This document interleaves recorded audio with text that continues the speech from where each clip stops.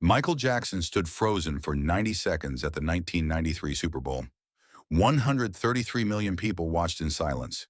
His team begged him not to do it, but Michael knew something about human psychology nobody else did. What happened next changed entertainment forever. January 31st, 1993, Rose Bowl Stadium, Pasadena, California. 30 minutes before the most watched halftime show in television history, the energy backstage was electric, but not in a good way. Michael Jackson sat alone in his dressing room, eyes closed, completely still.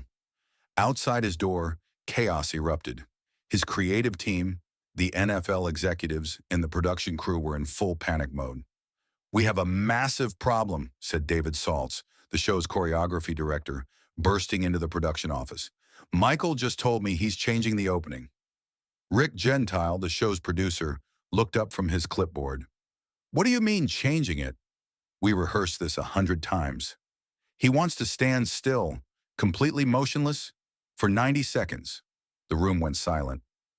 That's insane," whispered Karen Thompson, NFL's head of entertainment. 90 seconds of nothing? Do you know what that looks like on television? Like something went wrong. Like the broadcast failed. Like Michael had a medical emergency. David nodded. "I told him that. I told him it would look like a technical malfunction. People will change the channel thinking their TV broke." "What did he say?" "He said, 'Trust me. They'll go insane.'" Rick stood up, grabbing his headset.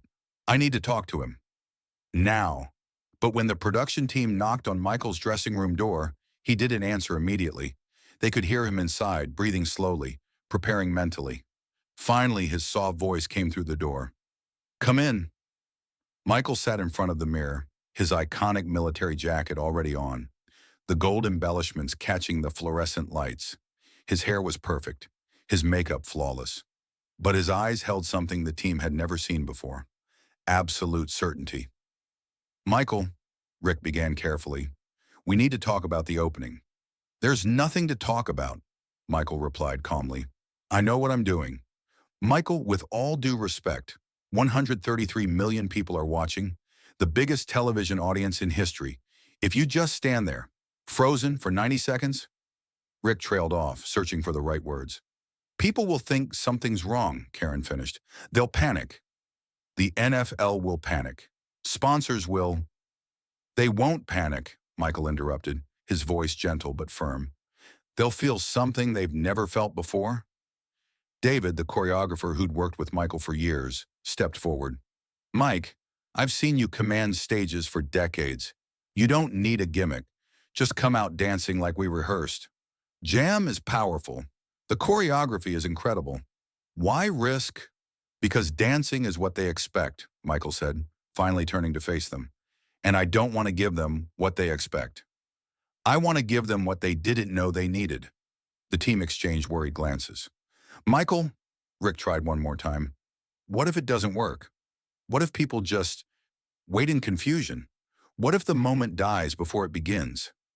Michael stood up slowly, adjusting his jacket. For a moment, he looked at each person in the room. "Have you ever noticed," he said quietly, "that the most powerful moments in life aren't the loud ones? They're the quiet ones. The pause before a kiss. The second before you hear life-changing news. The moment right before something incredible happens." He walked toward the door, then stopped. "I'm not giving them a show. I'm giving them anticipation. And anticipation," he smiled, "anticipation is more powerful than any pyrotechnic, any dance move, any special effect I could ever create." "But Michael—" "Trust me," he said firmly. "In 90 seconds, I'll prove it." And then he walked out, leaving his team standing in stunned silence. Karen looked at Rick. "Should we stop him?" Rick slowly shook his head. "I don't think anyone on earth could stop Michael Jackson right now." But what Michael's team didn't know was that this wasn't a spontaneous decision. Michael had been planning this moment for 3 weeks, ever since a conversation that changed everything. 3 weeks earlier, January 10th, 1993, Neverland Ranch. Michael sat across from Dr. Karen Wilson, a psychologist he'd been consulting with about performance anxiety and stage presence. But today's conversation took an unexpected turn. What if I did nothing? Michael asked suddenly. Dr. Wilson looked up from her notes. I'm sorry. At the Super Bowl, what if, when I appeared on that stage, I just stopped? Completely still. No movement, no acknowledgement, just presence. Dr. Wilson set down her pen, intrigued. That's a fascinating concept. Why are you considering this? Michael leaned forward, his eyes intense with creative energy. Because I've been performing since I was 5 years old. 30 years of giving audiences what they expect. Dancing, singing, energy, movement. But I've been thinking, what if the most powerful thing I could do is nothing? Explain, Dr. Wilson prompted. Every performer tries to capture attention by doing more. Bigger choreography, louder music, flashier costumes. But what if the secret isn't doing more? What if it's doing less? What if I let them come to me instead of going to them? Dr. Wilson nodded slowly, understanding dawning. You're talking about the psychology of anticipation. Exactly, Michael said excitedly. I've been reading about it. Hitchcock used it in his films. He said the fear isn't the monster. It's the waiting for the monster. The bomb under the table that hasn't exploded yet is scarier than the bomb that already went off. That's absolutely correct, Dr. Wilson confirmed. Anticipation activates the brain differently than action does. When people wait for something, their minds fill in the gaps. They create their own narrative, their own excitement. It's why horror films that show less are often scarier than ones that show everything. Michael was nodding rapidly now. Yes! And in performance, everyone's always trying to give the audience everything immediately. But what if I made them wait? What if I let the tension build until they're desperate for me to move? Dr. Wilson leaned back, considering. Scientifically, what you're describing is extremely powerful. There's a concept called arousal theory in psychology. Basically, humans seek an optimal level of stimulation. If you give them too much too fast, they become desensitized. But if you build slowly, they stay engaged longer, Michael finished. Exactly. The human brain is wired to complete patterns. If you present yourself as an incomplete pattern, standing still, not moving, not acknowledging, every person watching will need to see what comes next. They won't be able to look away. Michael stood up, pacing excitedly. And here's the thing. Everyone expects me to come out explosive. Big entrance, immediate dancing, pure energy. That's what every halftime show does. That's what every concert does. But what if I flip it? You'll create cognitive dissonance, Dr. Wilson said. Their expectations won't match reality, and that gap will create intense focus. Every second you stay still will increase the pressure, like winding a spring tighter and tighter. And when I finally move, the release will be explosive. Michael stopped pacing, looking directly at his psychologist. How long should I stay still? Dr. Wilson thought carefully. Too short, and it won't build enough tension. Too long, and people will genuinely think something's wrong. I'd say somewhere between 60 and 90 seconds. That's long enough to create serious anticipation, but not so long that worry overrides excitement. 90 seconds, Michael decided immediately. 90 seconds of absolute stillness. You realize your team will try to talk you out of this? Dr. Wilson warned. I know, Michael smiled, but they don't understand psychology the way we do. They're thinking about entertainment. I'm thinking about experience. Entertainment is temporary. Experience is permanent. Dr. Wilson made a note. There's one more element we should discuss. Dominance assertion. Michael sat back down, listening intently. In animal behavior and human psychology, stillness combined with direct eye contact is a dominance display. It says, I'm so confident, I don't need to prove anything. When an alpha predator stands still while prey animals panic around it, that's power. You'll be doing the same thing. Making 80,000 people in the stadium wait for me, Michael said. Making 133 million people watching at home wait for you, Dr. Wilson corrected. You'll be asserting dominance over the largest audience in television history without moving a muscle. Michael was quiet for a long moment. Then he smiled that famous, enigmatic smile. You know what the best part is? What? Nobody will understand why it worked. They'll just know it did. Now, 3 weeks later, Michael was about to test that theory on the biggest stage in the world. The production crew was scrambling in the control room, headsets buzzing with nervous chatter. In the stadium tunnel, Michael stood alone, eyes closed, controlling his breathing. Behind him, his dancers were stretching, warming up, preparing for the explosive choreography that would follow, if they ever got there. 2 minutes to halftime, a production assistant called out. Michael opened his eyes. This was it. 90 seconds that would either prove him a genius or make him a laughingstock. But doubt never entered his mind. He'd studied this. He'd planned this. He understood human psychology better than most psychologists. And more importantly, he understood performance better than anyone alive. Michael, David appeared beside him one last time. Last chance to change your mind. Michael looked at him calmly. Have faith, David. In 90 seconds, you'll understand. The stadium erupted as halftime officially began. The field cleared, the lights dimmed, and somewhere beneath the Rose Bowl stage, a platform began to rise. On that platform stood Michael Jackson, military jacket gleaming, sunglasses reflecting the stadium lights, completely and utterly still. The crowd noise built as people realized something was happening. The platform continued rising. Michael remained frozen, his head slightly tilted, his expression unreadable behind those dark glasses. And then, with a final mechanical hiss, the platform locked into place. Michael Jackson stood center stage at Super Bowl XXVII in front of 80,000 live spectators and 133 million television viewers. And he did absolutely nothing. Second one, the crowd noise began to fade as confusion spread. People weren't sure what they were seeing. Was this part of the show? Was he about to move? Had something gone wrong? Second 10. In the control room, Rick's hands were gripping the edge of the console so hard his knuckles turned white. What's he doing? Someone whispered. He's not moving. Why isn't he moving? Should we cut to commercial?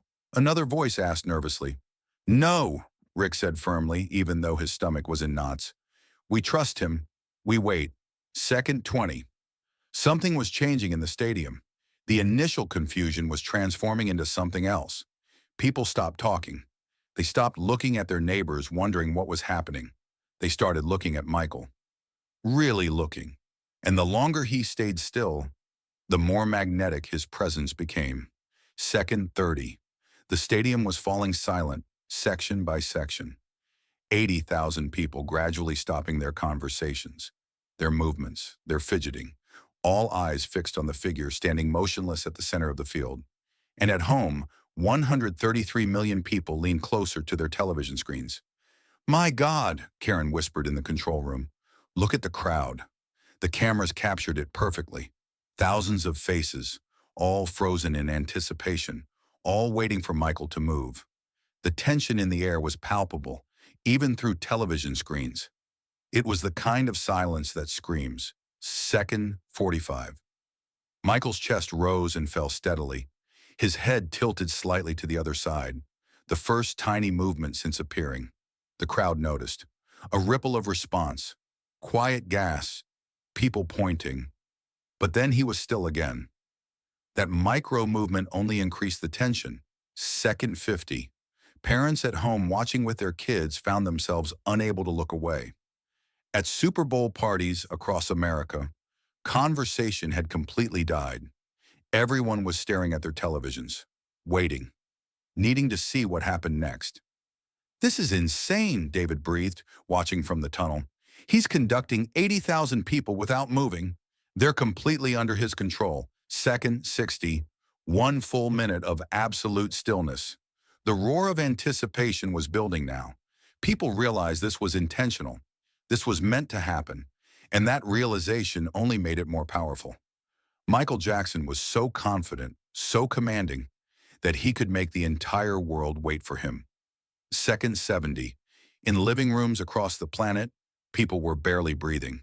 The psychological tension Dr. Wilson had described was wound so tight it was almost unbearable. Every second of stillness added weight to the moment. Every heartbeat without movement increased the need for release. Second 80. The crowd began to roar. Not confused anymore. Not worried. Just pure, building excitement. They knew the explosion was coming. They could feel it in their bones. The spring was wound as tight as it could go. Something had to give. Second 85. Michael's head turned slightly, his body still frozen. The stadium erupted at just that tiny movement. Cameras flashed like lightning. The roar was deafening. But Michael didn't move yet. Not yet. Second 90. In one fluid, explosive motion, Michael ripped off his sunglasses, looked directly at the camera, and the Rose Bowl absolutely detonated with sound. The release was so powerful, so overwhelming, that cameras shook. The audio equipment peaked. At home, people jumped to their feet, screaming at their televisions.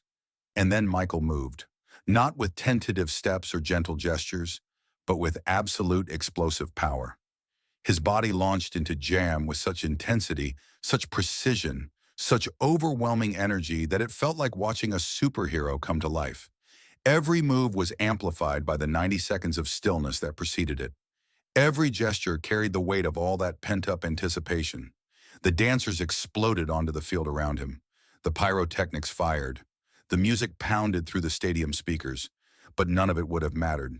None of it would have had the same impact without those 90 seconds of absolutely nothing. In the control room, Rick collapsed into his chair, laughing with relief and amazement. He did it! That crazy genius actually did it! I've never seen anything like that in my life, Karen breathed. He just rewrote the rules of live performance in 90 seconds of not performing. The halftime show continued for another 10 minutes, and it was spectacular. Michael's performance was technically flawless. The choreography was incredible. The production value was through the roof. But everyone who was there, everyone who watched at home, knew that the most powerful moment of the entire show was those first 90 seconds when Michael Jackson did absolutely nothing. After the show, backstage was chaos. Reporters clamored for interviews. NFL executives congratulated Michael with stunned expressions. Fellow performers stood in awe, but Michael, as always, remained humble and quiet. Michael, a reporter managed to push through the crowd. That opening, standing completely still for 90 seconds, what made you decide to do that? Michael smiled gently, his voice soft. I wanted to see if they love me for who I am, not just what I do. The reporter pressed further. But weren't you worried people would think something went wrong? No, Michael said simply, because I understood something that most performers don't. The power isn't in the movement.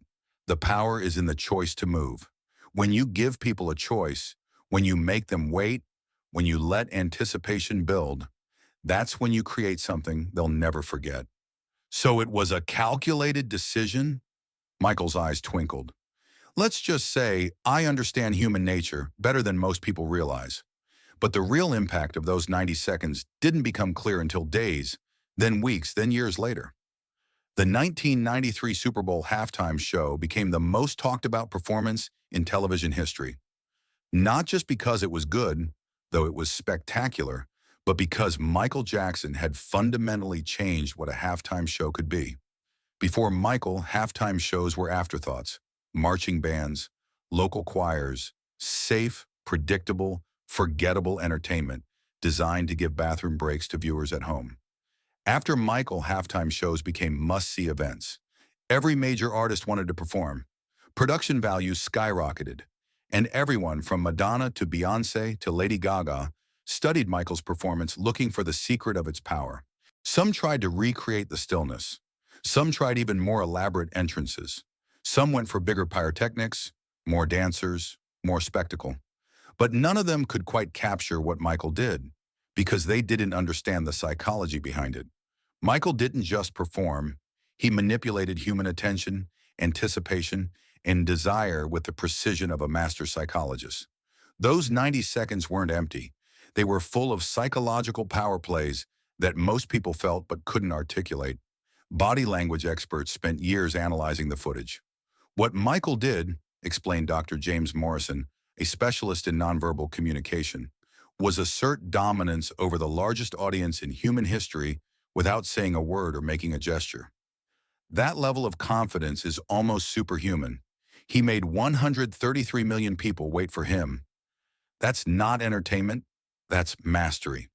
Performance psychologists pointed to Michael's Super Bowl appearance as a textbook example of the power of anticipation. In those 90-second, wrote Dr. Sarah Chen in the Journal of Performance Psychology, Michael Jackson demonstrated that absence of action, when deliberate and controlled, can be more powerful than any action itself. He weaponized silence. But perhaps the most important impact was on a generation of performers who learned that confidence, presence, and psychological understanding could be more powerful than any special effect. Michael proved that you didn't need to do more to capture attention. Sometimes you needed to do less. 20 years after the performance, during a masterclass at Juilliard, a young performer asked the instructor about stage presence. The instructor pulled up footage of Michael's 1993 Super Bowl entrance. "Watch this," she said. "This is what real power looks like. Not the dancing that comes after, though that's incredible, but these 90 seconds. This is a man so confident in his artistry, so certain of his ability to command attention, that he can stand completely still in front of the world's largest audience and make them wait for him." The class watched in silence as Michael stood frozen on that Rose Bowl stage. They felt the tension build. They experienced the anticipation. And when Michael finally moved, they understood. That, the instructor said, is what separates good performers from legends. Legends don't just entertain. They control the psychological space between themselves and their audience. They understand that performance isn't about what you do. It's about what you make the audience feel. One student raised her hand. But how did he know it would work? What if it had failed? The instructor smiled. That's the point. He knew it would work because he understood human psychology. He'd studied it. He'd planned it. He trusted his instincts more than he trusted conventional wisdom. And that trust, that certainty, is what radiated from him during those 90 seconds. The audience felt his confidence, and they believed in him. In 2013, 20 years after the performance, the Rose Bowl held a special ceremony honoring Michael Jackson's revolutionary halftime show. They installed a plaque at the spot where he'd stood, and every year on the anniversary, performers would come and stand on that exact spot, trying to understand what Michael felt in those 90 seconds. Prince Jackson, Michael's son, attended the ceremony. During his speech, he shared something his father had told him years later about that performance. "My dad said that those 90 seconds weren't about the audience at all," Prince explained to the crowd. "They were about him reminding himself of his own power." He'd been performing since he was 5 years old, always giving, always entertaining, always moving. But in those 90 seconds, he proved to himself that his power didn't come from what he did. It came from who he was. The dancing, the singing, the performing, those were gifts he gave to the world. But his presence, his energy, his essence, that was power he possessed whether he moved or not. The crowd was silent, absorbing this deeper meaning. "Dad understood something profound," Prince continued. "In a world that constantly demands more from us, more content, more energy, more performance, sometimes the most powerful thing we can do is simply be.